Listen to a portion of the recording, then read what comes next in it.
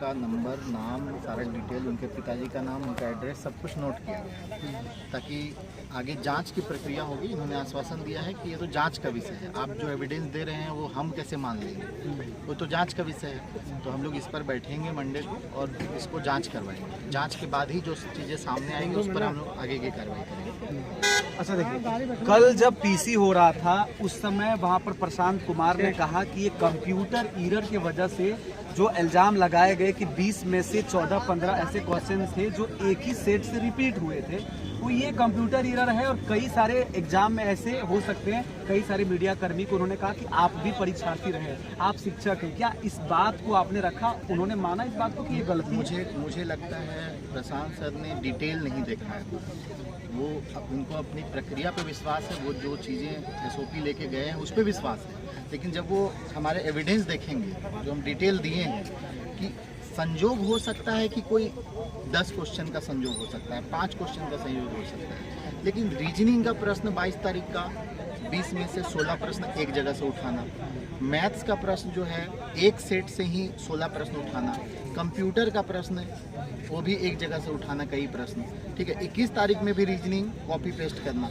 इतना सारा संयोग नहीं हो सकता है, हर कोई जानता है इस चीज़। तो मुझे उम्मीद है सर से कि ये पूरी चीज़ों को वो एक बार अध्ययन करेंगे, उसके बाद वो फैसला करेंगे कि ऐसा नहीं होता है, ऐसा संयोग नहीं हो सकता, ये साजिश ही है। दूसरी तरफ एक बात है कि एक पॉलिटिकल सवाल है ये कि कहीं ना कहीं सोशल मीडिया में आपने देखा कि सोशल हैंडल्स में कई सारे ऐसे पॉलिटिकल लीडर ने लिखा कि शिक्षक इसकी अगुवाई कर रहे हैं और शिक्षक की अगुवाई करने से ये इफेक्ट हो रहा है कि आरोप लगाया जा रहा है कि कहीं ना कहीं वो किसी सरकार के इशारे पर काम कर रहे हैं, उन्हीं के लगाए गए। तो क्या आपको ऐसा लगता है कि ये चीज़ें हैं या ये हास्यास्पद है? ये हास्यास्पद है क्योंकि राजनीतिक लोगों का काम होता है अपने आकाओं का वाहवाही करना, जो उनके खिलाफ बोलेगा उसके खिलाफ वो ये करते हैं सोशल मीडिया में। तो ये मजाक है, सब लोग समझते हैं, सब लोगों के बीच हम लोग रहते हैं, स्टूडेंट, लाखों स्टूडेंट हम लोग को जानते हैं, और वो लोग जानते हैं कि हर समय खड़े रहते हैं, गलत जहाँ भी होता है वहाँ भी खड़े रहते हैं।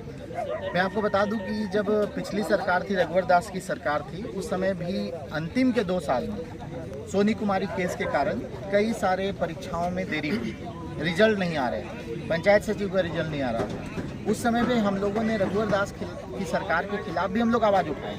ऐसा नहीं कि हम लोग पहली बार आवाज़ उठा रहे हैं, पहले भी हमारे सोशल मीडिया हैंडल को चेक करके देख सकते हैं, रघुवर दास सरकार के खिलाफ भी हम लोग आवाज़ उठाए। तो ये सब कहने वाली बातें हैं, उस पर ज़्यादा सीरियस लेने की ज़रूरत नहीं। वो राजनीतिक लोग हैं और राजनीतिक हैंडल से अगर ये सब किया जाता है तो उसको गंभीरता से लेने की ज़रूरत नहीं है, ठीक है। और ऐसे भी लोकतंत्र में अगर सरकार नहीं सुनती है तो किसके पास जाता है? विपक्ष के पास इंसान जाता है, तो विपक्ष को भी ज्ञापन सौंपे। विपक्ष भी तो लोकतंत्र का एक अंग है ना, तो हम लोग विपक्ष को भी साथ में लिए हैं। अगर हेमंत सोरेन विपक्ष में रहते तो उनके पास भी हम लोग जाते हैं, ये नॉर्मल सी बात है, हर कोई समझता है। अच्छा, आगे आप लोगों ने कहा कि हम लोग कोर्ट भी जाएंगे, उसको लेकर के क्या अभी निर्णय हुआ है? कोर्ट का निर्णय पहले से फाइनल हम लोग कर चुके हैं, क्योंकि हम लोग का JSSC पे भरोसा इतने दिन की प्रक्रिया में बहुत उठ चुका है, ठीक है। अगर ये लाख बार भी बोल देंगे तब भी हम लोग भरोसा नहीं करते हैं। तो कोर्ट की जो प्रक्रिया है वो तो होगी ही, और उसके लिए हम लोगों ने कल ही वकील से बात कर ली है और हम लोग सुबह से ही उसमें लगेंगे, कोर्ट केस भी फाइल करेंगे। अगर JSSC की तरफ से कोई कार्रवाई नहीं की जाती है तो हमारा अंतिम रास्ता तो कोर्ट ही है ना, कोर्ट में तो न्याय मिलेगा ही। इसलिए हम लोग हाई कोर्ट जाएंगे और हाई कोर्ट में हम लोग केस फाइल करेंगे, सारे एविडेंस वहाँ पे देंगे, और अगर यहाँ से नीपापोती की भी जाती है, कोर्ट तो नीपापोती नहीं करेगी, कोर्ट न्याय देगी। सर, पढ़ाने के साथ साथ आपको आज हमने देखा कि आप सुबह से, क्योंकि इस प्रक्रिया में स्टूडेंट काफ़ी जगह जगह से आए होंगे और उसके बावजूद आप अंदर जाते हैं, यहाँ पर उस समूह को डील करना, एक एक व्यक्ति को, एक एक स्टूडेंट को, एक एक अभ्यर्थी को समझाना,